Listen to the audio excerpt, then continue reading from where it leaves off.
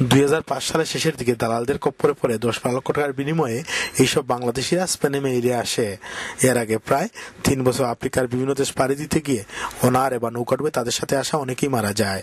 এর মধ্যে দালালদের প্রতারণা এবং ভয়ভীতি থেকে অনেকেই বাংলাদেশের বাড়িঘর বিক্রি করে টাকা আনতে বাধ্য হয়। মা বাবার সাথে যোগাযোগ করতে পারি নাই, কিন্তু তারপর 2-3 বছর এই আফ্রিকা থাকা সত্ত্বে আমি অনেক কষ্ট করে আমার মা বাবার সাথে ফ্যামিলির সাথে অনেক যোগাযোগ করে কান্নাকুটি করে শুধু বাড়ি জমি যা ছিল মা বাপের বোনের স্বর্ণকারী সব কিছু বিক্রি করে আমি এই মেলিজাতে ঢুকি।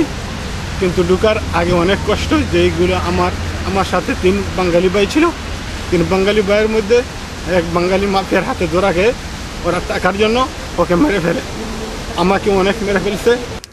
স্পেনে বাংলাদেশের গ্রেপ্তারের প্রতিবাদে বাংলাদেশের কমিটির মধ্যে তীব্র ক্ষোভের সৃষ্টি হয়েছে। বাংলাদেশের বিভিন্ন সংগঠন ও স্পেনের মানবাধিকার সংগঠনের প্রতিবাদে আন্দোলনের কর্মসূচি ঘোষণা করেছে। এর মধ্যে আগামীকাল বাংলাদেশ দূতাবাস মাদ্রিদ এবং বার্সেলোনা কনসুল অফিস ঘেরাও কর্মসূচি ঘোষণা করা হয়েছে। This person were in Melilla more than 4 years, almost 5 years, fighting for their rights, fighting for their go to Spain and get papers and can work and get his own life. But the Spanish government looks like now want to deport them after 5 years.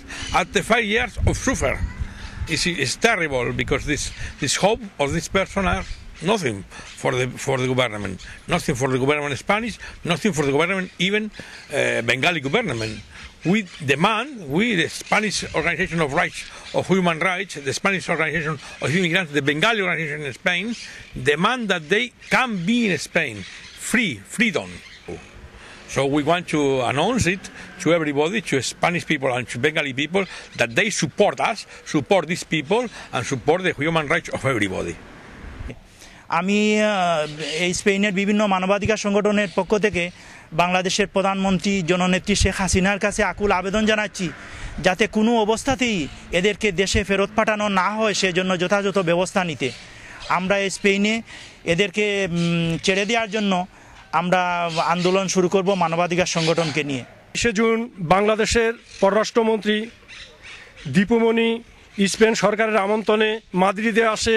আর এই মাদ্রিদে আসার পরে বাংলাদেশ এবং Spain সরকারের মধ্যে পররাষ্ট্র মন্ত্রণালয়ের নেতৃত্বে যে চুক্তি হয়, সেই চুক্তির মাধ্যমে বিগত দিনে 70 জন বাঙালি বাংলাদেশে পাঠানো হয়েছে।